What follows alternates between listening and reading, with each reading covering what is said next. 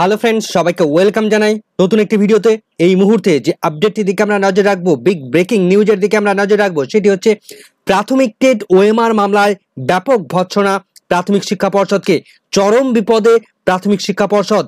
সিবিআইকে তদন্ত কন্টিনিউ করার নির্দেশ দিলেন কলকাতা হাইকোর্টের ডিভিশন বেঞ্চের মাননীয় বিচারপতি হরিশ ট্যান্ডন মহাশয়।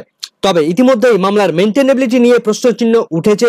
তবে সিবিআই তদন্তে পর্ষদ আগেই তারা জানিয়েছিল কোনো টাকা তারা দিতে পারবে না এই তদন্তের জন্য। প্রাথমিক শিক্ষা পর্ষদ তারা একটি চিঠি দিয়ে জানিয়েছিল, কিন্তু ইতিমধ্যেই কলকাতা হাইকোর্টের ডিভিশন বেঞ্চ তারা সেই তদন্ত ভার কন্টিনিউ করার নির্দেশ দিয়ে দিলেন। তো আজ কি কি ঘটেছে 2014 প্রাথমিক টেটের ওএমআর মামলায়, কি কি নির্দেশ দিয়েছেন, শুনানির সম্পূর্ণ বিস্তারিত ব্যাখ্যা বাংলায় ব্যাখ্যা থাকবে এই ভিডিওর মধ্যে। কোনো রকম স্কিপ না করে শেষ পর্যন্ত দেখার অনুরোধ রইল। তো চলুন বিস্তারিত আমরা জেনে নিই। তো আজ প্রাথমিক টেট 2014 ওএমআর মামলাটি কলকাতা হাইকোর্টের ডিভিশন বেঞ্চে মাননীয় বিচারপতি হরিশ ট্যান্ডন এবং মাননীয় বিচারপতি প্রসেনজিৎ বিশ্বাসের ডিভিশন বেঞ্চে কোর্ট নাম্বার 8-এ সিরিয়াল নাম্বার ছিল 17 থেকে 18 নম্বর সিরিয়ালে এই মামলাটি শুনানির জন্য লিস্টেড হয়েছিল এবং যথারীতি শুনানি দীর্ঘক্ষণ ধরে বেশ কিছুটা শুনানি হয়েছে। তো পিটিশনারদের পক্ষ থেকে আজ প্রেজেন্ট ছিলেন কোর্টরুমের মধ্যে দিব্যেন্দু চ্যাটার্জি মহাশয়, অন্যদিকে প্রাথমিক শিক্ষা পর্ষদের হয়ে কথা বলছিলেন এল.কে. গুপ্তা মহাশয়, এবং অন্যদিকে 2017 প্রাথমিক শিক্ষক শিক্ষিকাদের পক্ষ থেকে কথা বলছিলেন অনিন্দ লাহিড়ী মহাশয়। তো শুনানি একদম শুরুতেই 2017 প্রাথমিক শিক্ষক শিক্ষিকাদের পক্ষ থেকে অনিন্দ বাবু তিনি কথা বলা শুরু করেন এবং তিনি বলেন যে মাই লর্ড, সিঙ্গেল বেঞ্চে ইতিমধ্যেই একটা জাজমেন্ট এসেছিল যে সিবিআই তদন্ত করতে হবে, এবং সেই সংক্রান্ত বিষয় নিয়ে যে জাজমেন্ট এসেছিল সেই জাজমেন্টটাকে তারা চ্যালেঞ্জ জানিয়েছে ডিভিশন বেঞ্চে। তো এর পাশাপাশি প্রাথমিক শিক্ষা পর্ষদ তারাও এই মামলাটিকে চ্যালেঞ্জ জানিয়েছে।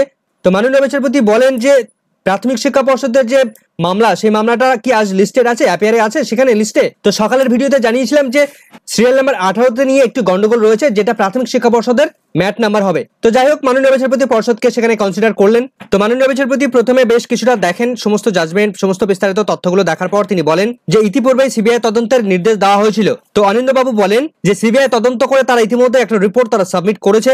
তো অনিন্দ বাবু বলেন যে মাই লর্ড, প্রাথমিক টেট 2014 যে ওএমআর শিট, সেই ওএমআর শিট সংক্রান্ত বিষয় নিয়েই আজকের এই মামলা। তো বিচারপতি বলেন যে সিবিআই কে নির্দেশ ছিল যে ওএমআর সাপ্লাই করার। ইয়েস। তো অনিন্দ বাবু তিনি বলেন যে সিবিআই তারা যে লাস্ট রিপোর্ট সাবমিট করেছে 16 এপ্রিল 2024 তারিখ, সেই রিপোর্টের বেশ কতগুলো অংশ তিনি পড়ে শোনান। তো কিছুটা পর মাননীয় বিচারপতি হরিশ ট্যান্ডন তিনি প্রশ্ন করেন যে এই ম্যাটারটা সুপ্রিম কোর্ট থেকে তারা ডিরেকশন দিয়েছে যে কলকাতা হাইকোর্টের ডিভিশন বেঞ্চে জাজমেন্ট করার জন্য। নো মাই লর্ড, এটা সেই ম্যাটার নয়। অর্থাৎ বিচারপতি বলতে চাইলেন যে 32,000-এর মামলা কিনা, তো এটা যেহেতু 32,000-এর মামলা নয়, ওএমআর শিটের মামলা। অনিন্দ বাবু বলেন যে ইস্যু আর ফিক্সড।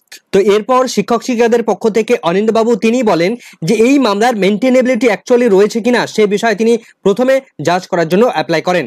অর্থাৎ যারা এই মামলার পিটিশনার ছিলেন এর আগে সিঙ্গেল বেঞ্চে, তারা এই মুহূর্তে যেহেতু রেসপন্ডেন্ট রয়েছেন, তো তারা যথার্থ টাইমে এই মামলাটি করেছিল কিনা, তার মেইনটেনেবিলিটি যথার্থ তাদের অধিকার রয়েছে কিনা, এক্স্যাক্টলি এই মামলাটি করার অধিকার আছে কিনা বা কতটা কি রয়েছে, সেই সংক্রান্ত বিষয় আগে তারা খতিয়ে দেখার আবেদন জানান। অর্থাৎ মামলাটির মেইনটেনেবিলিটি কতটা কি রয়েছে সে বিষয়ে তারা প্রশ্নচিহ্ন তোলেন।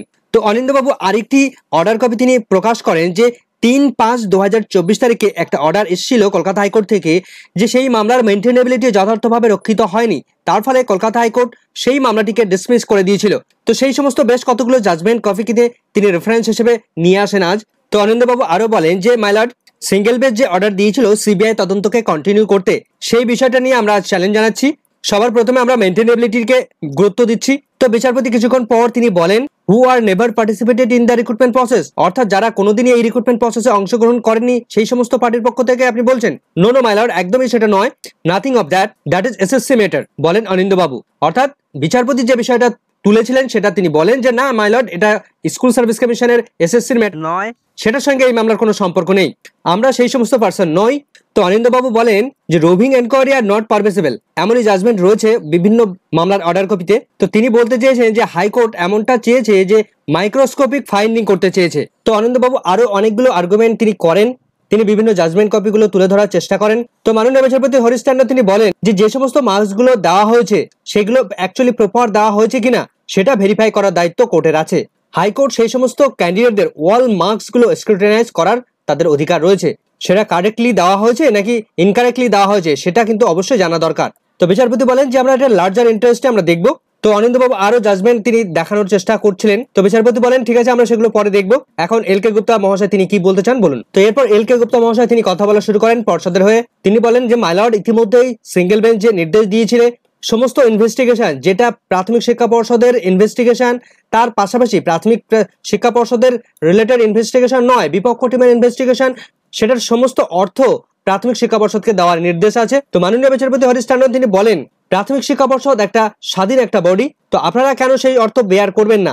এরপরেই মাননীয় বিচারপতি সব থেকে গুরুত্বপূর্ণ মন্তব্য পেশ করলেন। তিনি বললেন যে সিবিআই তদন্ত করে যে সমস্ত তথ্যগুলো ইতিমধ্যে পায়নি বা অ্যাকচুয়াল ওএমআর এর যে তথ্য, সেই তথ্যগুলো আপনারা উদ্ধার করে নিয়ে আসুন, তারপরে আসুন কোর্টে অরিজিনাল যে ওএমআর শিট বা অ্যাকচুয়াল যে তথ্যটা রয়েছে সেই তথ্যটা সিবিআই কে রিট্রাইভ করে আনার নির্দেশ দিলেন।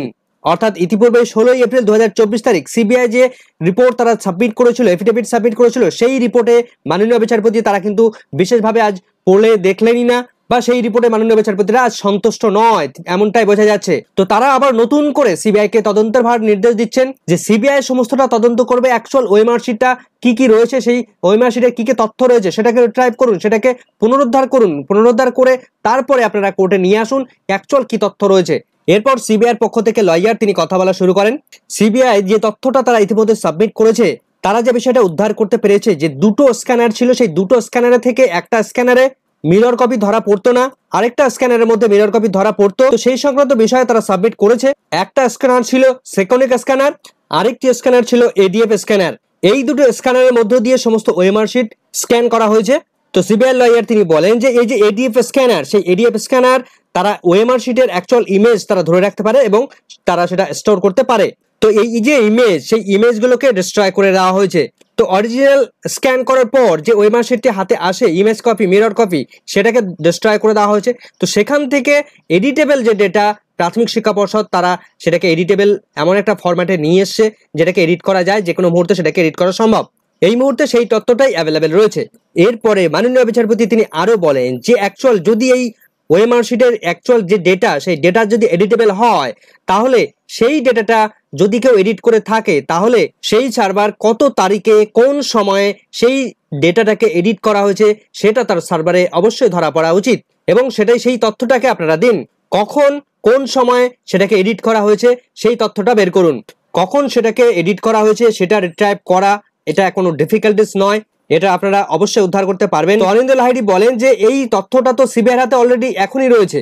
পর্ষদের লয়ার এল কে গুপ্তা তিনি বলেন মাইলর্ড আমরা ইনভেস্টিগেশনের বিরোধী নয়। তো বিচারপতি বলেন আপনাদের কি টাকার সমস্যা রয়েছে? তো পর্ষদের হয়ে মিস্টার সান্যাল আজও উপস্থিত ছিলেন, কিন্তু তিনি আজ বিশেষ কথা বলেননি। তো এই ওএমআর শিট সংক্রান্ত টোটাল 200টি হার্ড ডিস্ক অ্যাভেলেবেল ছিল, কিন্তু এই মুহূর্তে সেই হার্ড ডিস্কগুলো অ্যাভেলেবেল নেই, সেগুলোর অনেকটা ডিস্ট্রয় করে ফেলা হয়েছে। তো বিচারপতি তখন প্রশ্ন করেন যে আপনারা টাকা কোথা থেকে কালেকশন করেছিলেন? তো এল কে গুপ্তা বলেন যে মাইলর্ড আমরা শুধুমাত্র টেটের ফর্ম ফিল আপের জন্য টাকা নিয়েছিলাম এবং ইন্টারভিউর ফর্ম ফিল আপের সময় টাকা নিয়েছিলাম, অর্থাৎ রিক্রুটমেন্টের সময় টাকা নিয়েছিলাম, তাছাড়া আদার্স কোনো টাকা নেইনি। তো এই সময় বিকাশ চন্দ্র ভট্টাচার্য তিনি অনলাইনে ছিলেন, তিনি বলেন না হয় স্টেট ফান্ড থেকে সেগুলো বেয়ার করা হবে, রাজ্য সরকার সেই বিষয়গুলো রেসপন্সিবল অবশ্যই রাখা উচিত, তারা টাকা দেবে। তো এরপর এল কে গুপ্তা তিনি রাজ্য সরকারকে কিভাবে পার্টি করা যায়, তারা আজ প্রেজেন্ট নেই, কিভাবে অর্থ বেয়ার করা হবে সেই সংক্রান্ত বিষয় নিয়ে তারা কথা বলছিলেন। তো এরপর মাননীয় বিচারপতি জাজমেন্ট লেখা শুরু করেন। তো প্রাথমিক টেট ওএমআর এর মামলাটির পরবর্তী শুনানির ডেট 18 সেপ্টেম্বর ধার্য করে দিলেন মাননীয় বিচারপতি দ্বয়। তো ইতিমধ্যেই সিবিআই যে তারা তথ্য দিয়েছে, যে এফিডেভিট সাবমিট করেছে, সেই এফিডেভিটে মাননীয় বিচারপতিরা তারা একদমই সন্তুষ্ট নয়। তারা পুনরায় সিবিআই ইনভেস্টিগেশনকে কন্টিনিউ করার নির্দেশ দিলেন এবং মাইক্রো লেভেলে সমস্ত সূক্ষ্ম তথ্যগুলো তারা খুঁজে বের করার নির্দেশ দিলেন। সেই সঙ্গে ডিজিটাইজ ওএমআর শিটগুলো অ্যাকচুয়াল এডিটেবল হয়েছে কিনা বা এডিট করা হয়েছে কিনা, বা হলে সেটা কবে এডিট করা হয়েছে তার ডেট এবং টাইম টোটালটাকে দেখতে হবে সিবিআই কে, টোটালটা তদন্তের মধ্যে দিয়ে তাদের রিপোর্ট সাবমিট করতে হবে। তো এই মুহূর্তে দাঁড়িয়ে প্রাথমিক টেট 2014 ওএমআর শিট নিয়ে প্রাথমিক শিক্ষা পর্ষদ তারা চরম বিড়ম্বনায় পড়ে গেল।